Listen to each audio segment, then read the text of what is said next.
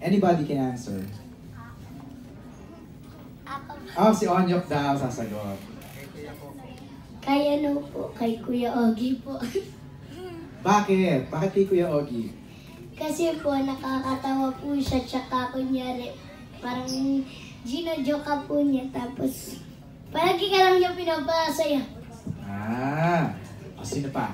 Ako po, for me, si Coach Ryan po kasi she's a singer po, and si Sir Garvey, he sings also but he's more into dancing.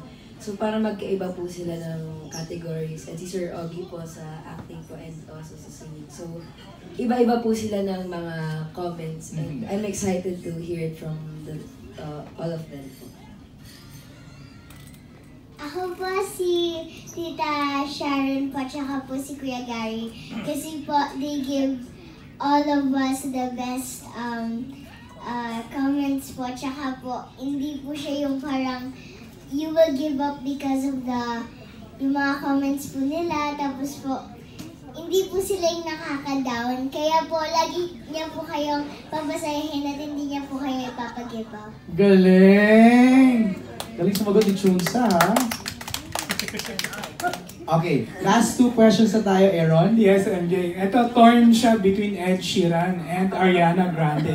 Wala iba kundi si Alan Sangkwan ng Stars po. Bakit naman yun? Naantay ko sinong karo-kareko eh. Excited pa nung ako.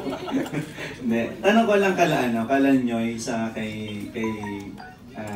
Jed. Tanong ko lang po. How strict you are kapag dating sa, di ba medyo makukulit yung mga bata? Is it your first time to handle yung mga kids para turuan? And how do you handle yung kanilang mga kakulitan pagka nasa set na kayo? Well, ako, hindi ko first time ang pag-mentor sa kids kasi as some of you might not know, I'm part of the World Championships of Performing Arts, yung WICOPA. So every year talaga nag-audition kami, tapos may mga kids, may mga minors na pinapresent din sa akin ng mga parents nila na turuan. So, totoo yan, yung mga kids talagang makukulit at some have a very short attention span na parang nabobore na kung hindi masaya yung style ng pagturo mo. So, kailangan mo talagang mahaba yung pasensya mo, lalo-lalo na sa kids. Kami, swerte kami kasi these kids are artists and alam nila na talagang, alam namin na gustong-gusto talaga nila itong ginagawa nila. So, nakikinig sila at they're very attentive at kung ano sinasabi nila, ginagawa din nila. And happy kami kasi bumabalik yung feedback sa amin na sinasabi sa amin na alam mo talagang ginagawa ni ganito yung advice mo kasi nakikita sa performance niya. So, yun, mahirap siya but then it's a challenge but it's also fulfilling if you're working with such amazing and talented kids like these. Nyoy?